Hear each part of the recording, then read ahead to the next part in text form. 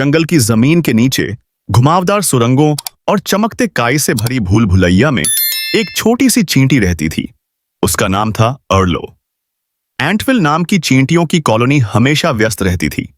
काम करने वाली चींटियां खाना ढोती थीं, सैनिक चींटियां पहरा देती थीं और देखभाल करने वाली चींटियां बच्चों की देखभाल करती थीं। लेकिन अर्लो वो अलग था। वो सिर्फ रोटी के टुकड़े उठाने या लाइन में चलने के लिए नहीं बना था। उसे साहसिक यात्राएं पसंद थीं। वह अक्सर पुराने पत्तों पर लिखी कहानियां पढ़ता, खासकर उस जादुई पेड़ के बारे में जिसकी पत्तियों से एंटविल में सारा खाना ताजा और सुरक्षित रहता था।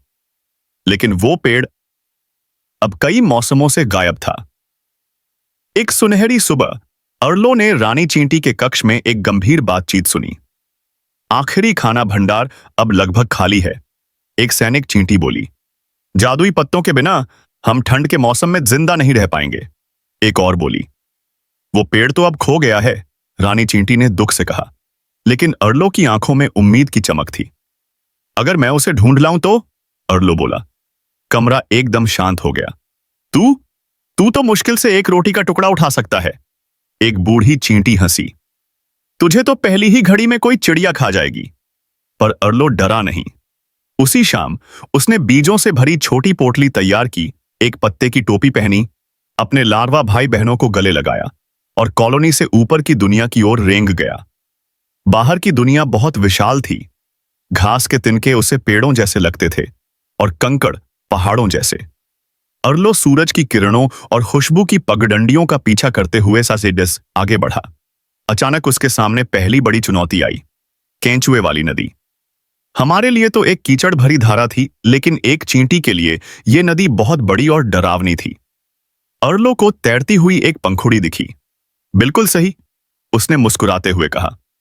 उसने एक टहनी को चप्पू बनाया और पंखुड़ी पर बैठकर नदी पार करने लगा। लेकिन पानी तेज था। एक बड़े पत्ते से एक बूंद गिरी। छपाक!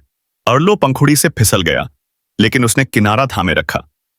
घूमता घूमता पंखुड़ी नदी के किनारे लगी और अर्लो भीगता हुआ किनारे पर गिरा। एक कदम और करीब, उसने हंसते हुए कहा। जंगल की पगडंडी कीचड़ भरी थी। अर्लो के पैर थक चुके थे। तभी उसे एक विशाल घोंघा दिखा जो धीरे धीरे चल रहा था और उसके पीछे चमकती हुई लकीर थी। क्या मैं इस पर सवारी कर सकता हूं? अर्लो ने सोचा। वो धीरे से घोंघे की खोल पर चढ़ा और कसकर पकड़ लिया। सफर धीमा था, पर चलने से बेहतर था। कुछ देर के लिए तो अर्लो को हवा का मजा आया, लेकिन तभी घोंघा एक गड्ढे में फिसल गया। अर्लो हवा में उड़ा और कीचड़ में आ गिरा। शॉर्टकट गया काम से, उसने अपनी एंटीना से कीचड़ पोंछते हुए कहा। फिर भी उसने काफी दूरी तय कर ली थी। उसी दिन बाद में अर्लो एक सूखे पत्ते के पुल पर चल रहा था, तभी आसमान में एक छाया दिखी।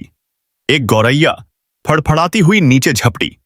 अर्लो ने पूरी ताकत से दौड़ लगाई। चिड़िया की चोंच उसके पीछे झपकी। बस कुछ इंच दूर अर्लो ने एक पेड़ की छाल की दरार देखी और झट से उसमें घुस गया। थक थक! चिड़िया ने कोशिश की, लेकिन अंदर तक पहुंच न सकी। उफ, छोटा हूं पर तेज भी हूं, अर्लो ने सांस लेते हुए कहा। चिड़िया उड़ गई और अर्लो फिर से सफर पर निकल पड़ा। थोड़ा डरा हुआ, लेकिन पहले से ज्यादा दृढ़। आखिरकार अर्लो एक पत्थरों की पहाड़ी पर चढ़ा और देखा, ऊपर खड़ा था जादुई पत्तों वाला पेड़। उसकी शाखाएं हरी और सुनहरी चमक में नहाई हुई थीं। लेकिन खतरा पास ही था। एक विशाल काले भृंग बीटल ने उसकी जड़ों को कुतरना शुरू कर दिया था। नहीं, ये पेड़ नहीं गिर सकता, अर्लो चिल्लाया। वो दौड़कर भृंग की ओर गया। उसके पैरों के बीच से फुर्ती से निकला। फिर उसके दिमाग में एक योजना आई। अर्लो भृंग की पीठ पर चढ़ा और एक सूखी घास की डंडी से उसका पेट गुदगुदाने लगा। भृंग इतनी जोर से हंसा कि लुढ़कता हुआ पहाड़ी से नीचे चला गया। अर्लो पेड़ से लिपट गया और धीरे से बोला, मैंने तुम्हें पा लिया।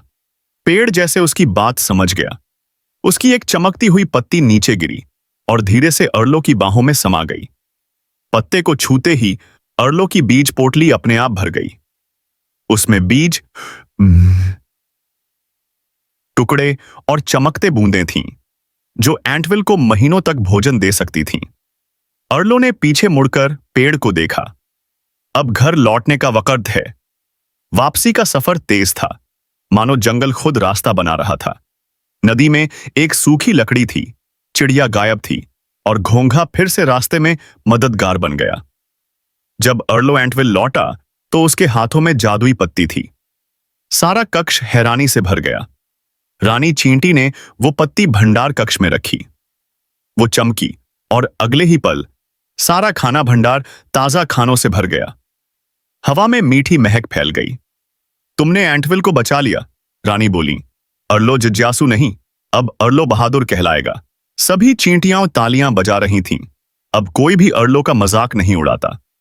वो फिर से रोटी उठाने नहीं गया। अब वह मुख्य खोजी चींटी बन गया, जो युवा चींटियों को नए सफरों पर ले जाने लगा। और एंटविल की हर छोटी चींटी ने उसकी कहानी सुनी, उस छोटी चींटी की जिसका दिल सबसे बड़ा था। समाप्त। अगर आपको हमारी कार्टून कहानी पसंद आई हो तो हमारे चैनल को सब्सक्राइब करें और बेल आइकन को दबाएं ताकि हर आने वाली कार्टून कहानी सबसे पहले आप तक पहुंच सके। थैंक्स।